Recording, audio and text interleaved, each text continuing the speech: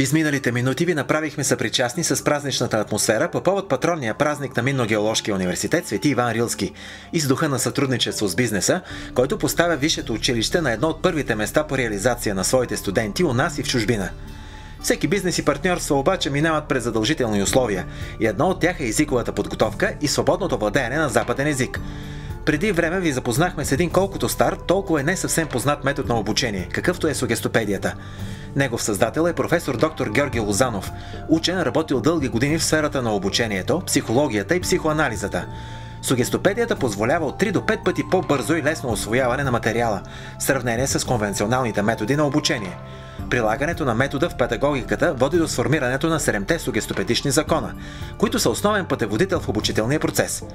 През изминалата седмица в студиото на Кариера гостуваха преподаватели от Центъра по класическа сугестопедия Ренесанс, чийто ментор е госпожа Радостина Михалева, работила, творила и сертифицирана лично от доктор Лозанов. Първата ми среща с сугестопедията беше през 1991 година, когато започна моето обучение. Моето обучение трае няколко месеца, защото процесът на обучаване на преподавател в тази методика не е кратък. Той обхваща няколко етапа, за да бъде треньора на този преподавател сигурен, че преподавателят влезе ли в час, ще бъде ефективен и ползотворен за своите курсисти. Лозанов формулира 3 закона. Вследствие той добавя: преподавателят трябва да изпитва човешка любов към своите курсисти. Тя е свързана с свободата.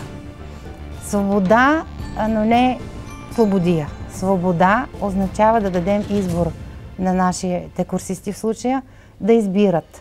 Не случайно сугестопедия идва от думата suggest, което означава предлагам.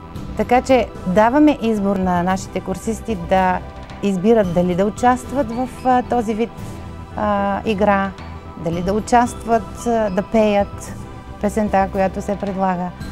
Те могат да изберат. Радостина Михалева е ментор и обучаващ преподавателите на сугестопедичен център Ренесанс, който отваря врати в началото на месец юни тази година. Госпожа Михалева е един от малкото българи, заедно с доктор Лозанов, участвали в учредяването на ЛИТА, Международната асоциация по сугестопедия. Целта на центъра е методът да стигне до повече хора, такова каквото е било желанието на доктор Лозанов. Факт, който дава легитимност и автентичност, а качеството на обучение се гарантира от преподавателите, високо квалифицирани сугестопедагози по английски, немски, френски, италиански и испански език. Вдъхнови ме вторият закон за свободата, тъй като аз не харесвам традиционното обучение в класната стая. Преподавателят, разбира се, има авторитет. Той е главното действащо лице, така да се каже, но подхожда просто към курсистите по по-специален начин. Кара ги да се чувстват специални, понеже им показва, че вярва в тяхните възможности и че всеки човек има нещо скрито в себе си. Харесва ми сугестопедията, защото тя извлича от курсистите най-доброто и им дава възможност да покажат най-доброто. Също така чувствам, че тя отговаря вътрешно на мен. Аз съм такъв позитивен човек, отворен и смятам, че тя е моето призвание.